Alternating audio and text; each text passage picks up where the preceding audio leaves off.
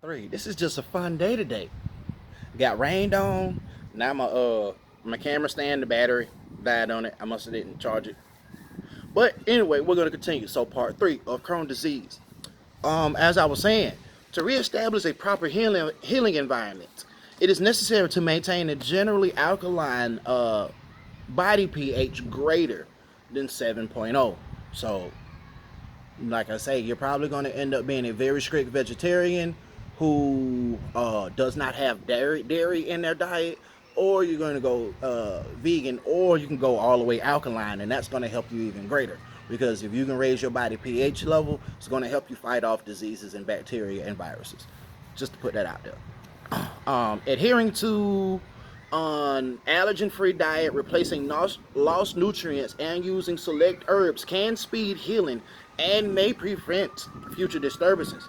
Studies have shown that a person who has achieved remission goes back to his or her former diet, and the Crohn disease returns.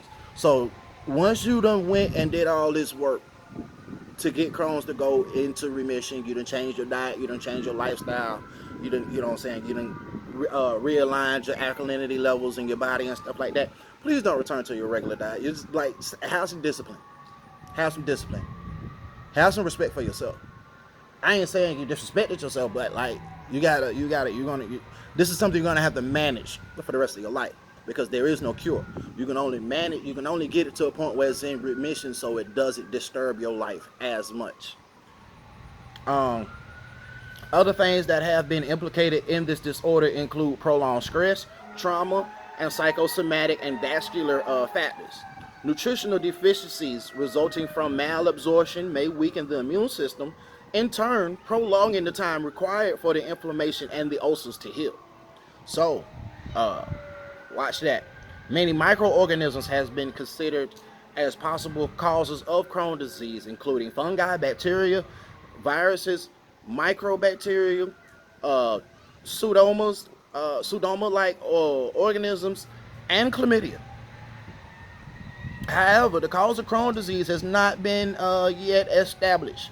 It's likely that multiple factors are involved in the cause of Crohn's. Excuse me. Uh, Antigenic reactions may result from leaky gut syndrome, in which minute particles of undigested or partially digested food pass through the swollen and inflamed mucosal wall into the bloodstream, where they cause reactions. The mucosal wall must be repaired to avoid this.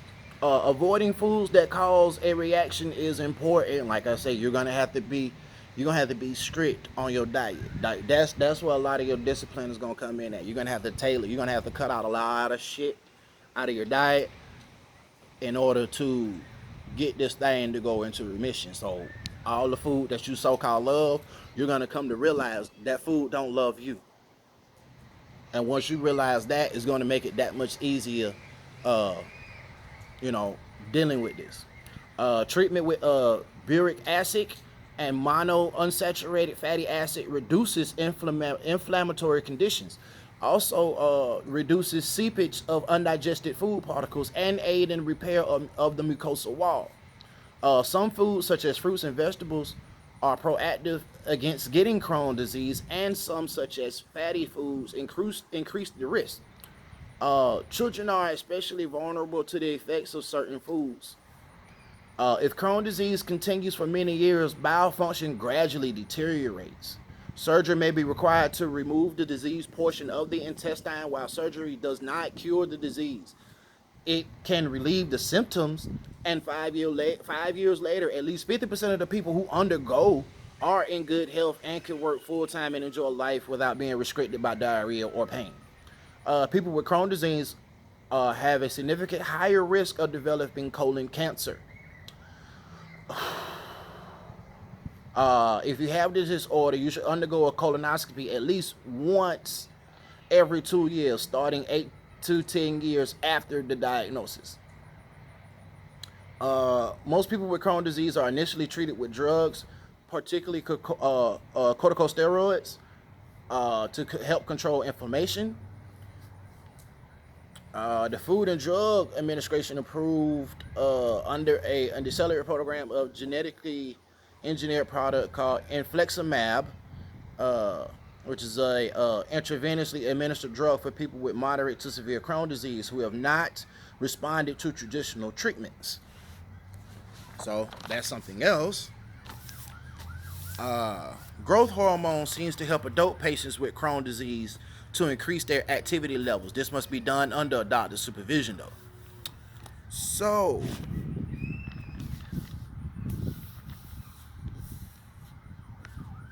just you're gonna have to tailor this to tailor your diet to be able to deal with this because you're gonna be living with it regardless, no matter if it's in remission or it's causing severe inflammation.